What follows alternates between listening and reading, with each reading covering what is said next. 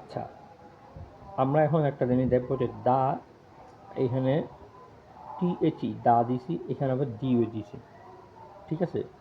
তো এখানে আমি 1 নম্বর এবং 2 নম্বর দিয়ে বুঝেছি যে দায়ের পরে যদি কনসোনেন্ট আছে, শুরু শব্দের কনসোনেন্ট আছে, আর কনসোনেন্টটা আপনি জানেন ভাওয়েল 5টা বাদ দিয়ে যেগুলো আছে এগুলোই সব কি কনসোনেন্ট।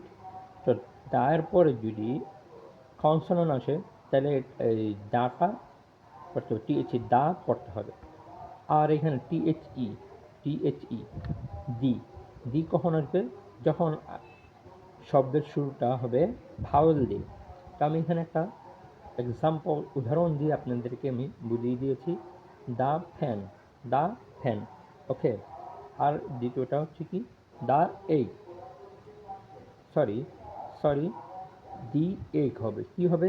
দি এগ, ঠিক আছে। আজকে এই ক্লাসটাই চললো।